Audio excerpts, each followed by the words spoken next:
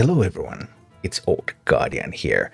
The third day of the Maw and Disorder mini-set card reveals is now over and we got 9 new cards today, so let's take a look at what we have received today. First of all, there's a new Hunter legendary card, Defense Attorney Nathanos. Battlecry, discover a friendly death rattle minion that died this game.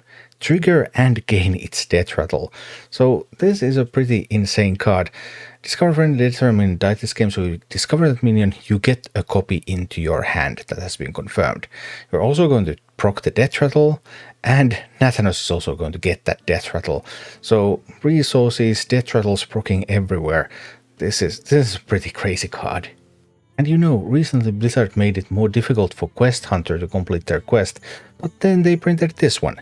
Motion denied.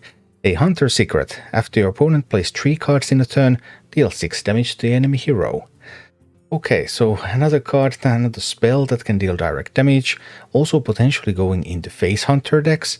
So we'll see, would Face Hunter really use secrets? I'm not completely certain, but yeah, that's a fireball to the dome. For 2 mana, potentially anyway. And the third Hunter card in the mini-set is Shadehound. Whenever this attacks, give your other beast +2/+2, so not Shadehound, and infuse 3 beasts, they have to be beasts, gain Rush. The problem with Shadehound is that without that Rush it's pretty useless, like you play it on the board and then just nothing happens. So you have to be able to give it Rush. You could do that with Castle Kennels, you could do that by infusing. This probably doesn't go into the current Beast Hunter decks really, but maybe there's some kind of token-ish Beast Hunter deck where you could actually play with this. So this card is not as immediately strong as the other Hunter cards, but it might be able to find a place. We also got cards for the 2 worst classes in the game today, Paladin and Warrior, so are these cards going to be good enough to help the classes rise again? For Paladin we have Class Action Lawyer, 2 mana 2/3, Battlecry, if your deck has no neutral cards, set the minion stats to 1/1. So this is a pretty strong card, goes into Pure Paladin obviously, might go into some kind of non-pure Paladin if certain conditions are met. Such as running this card, Order in the Court. 2 mana, reorder your deck from highest cost to lowest cost, the Polkelt effect, draw a card. So you could play this to immediately draw your Lightforged Cariel in Pure Paladin and then get access to the Countess. Okay, be really scared of Theotar at that point, but oh boy, that's some power. You could use this in some kind of Token Paladin deck and draw your Sire Denatrius. If you're really adventurous, you might even consider putting Sire Denatrius into otherwise Pure Paladin deck and then use Order in the Court to draw that Sire Denatrius, and then you will have the full Pure Paladin experience again. I'm not sure if that's really going to work out, but yeah, this one looks really strong.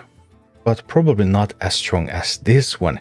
Jury Duty, 3 mana, summon 2 Silverhand Recruits, give your Silverhand Recruits +1/+1. So this is exactly the kind of card that makes token decks scary. Token decks are really scary when they have cards that buff the health and the attack of their tokens.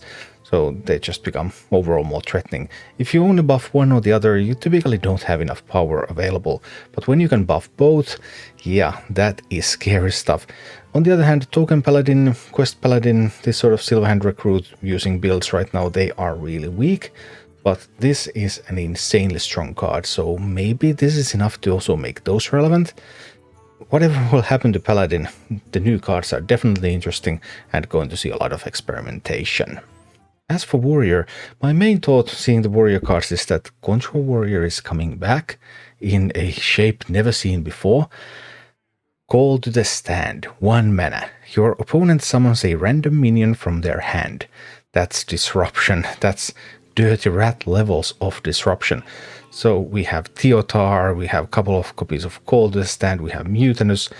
We can have a Control Warrior deck that has so much disruption that any game plan that relies on like Sire Denatrius or any other like individual card is just going to be wrecked, completely destroyed, because you will just be able to disrupt it all. And I'm not sure how I feel about that. Disruption in a game where you can't answer to what your opponent is doing. We don't have a stack here, we don't have way to answer. We don't have like Magic. You do an action, the opponent does an action, you do an action, they can try to counter what things that you're doing. But now you have full liberty to act during your own turn, and then disruption also, there's no counter disruption. So yeah, that's really something that I'm not feeling very comfortable with given Hearthstone's overall design. That's something that Hearthstone originally avoided in order to have the streamlined turn structure so that you can just do your turn, and the price that they paid for that was no disruption.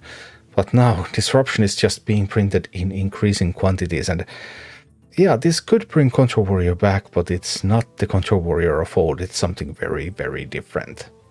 And speaking of Control Warrior, Weapons Expert, 3 mana 3/2, Battle Cry, if you have a weapon equipped, give it +1/+1, otherwise draw a weapon.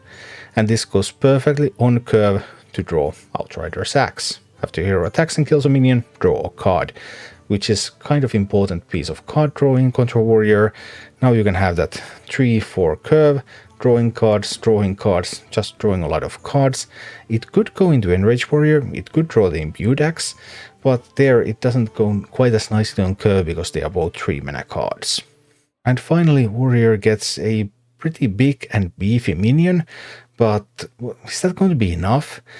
Sworn Bailiff, a 5 mana 4/4 with Taunt and Battlecry. If you have 4 or more armor, gain +4/+4. So this is a 5 mana 8/8 in many situations. But like, is 5 mana 8/8 with Taunt, is that enough? Can there be a warrior deck that will use armor but also wants to put on some pressure and really wants those big minions? Maybe there are some ways, but overall, like, compared to all the things that many of the other cards can do, this just doesn't feel like it can do as much as quickly. But be that as it may, Paladin and Warrior are both getting some interesting cards that may help the classes return to the meta. Thank you for watching. Click like and subscribe if you enjoyed this, and a special thanks to all of my Patreon supporters, YouTube members and Twitch subscribers who make all of these videos possible.